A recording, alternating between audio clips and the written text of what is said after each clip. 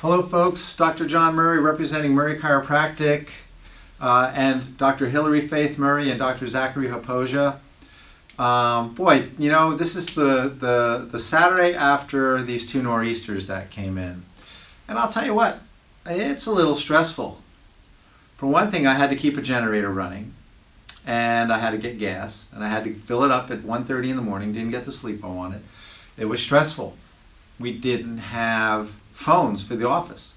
So our scheduling was all over the place. People were stressed out very much, okay?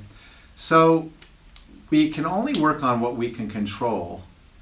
And it taught me a lot about myself and that I need to even improve my ability to work on my body's capacities and my adaptability in life. So this little chat is about adaptability and capacity versus demands.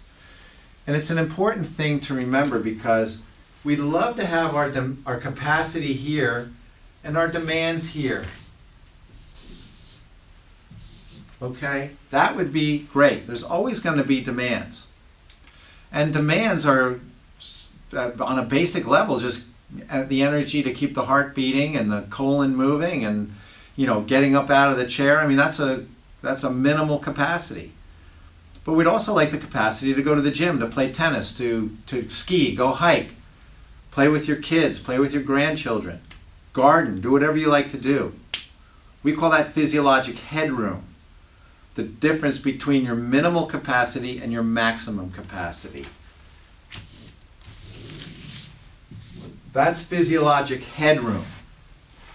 You don't want to live in a crawl space. You don't have much room to stand up, okay? That would represent someone with a minimal physiologic headroom. Their minimum capacity might be sitting on the toilet. Their maximum capacity would be going from sitting on the toilet to grasping their walker and walking to their TV chair. That's a narrow bandwidth of physiologic headroom.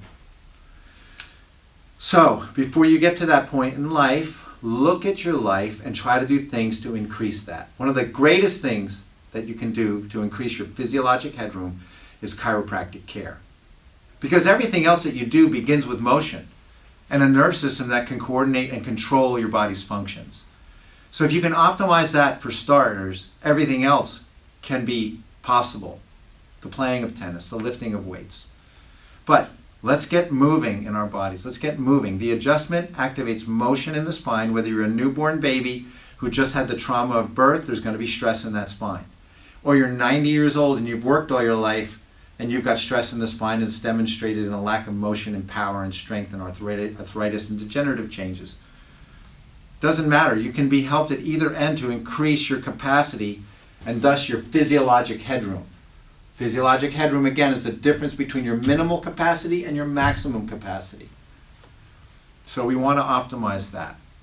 Chiropractic activates spinal motion, activates a decrease in nerve interference, so you have flow of neurology, a flow of energy in the body adapting you. That's the key.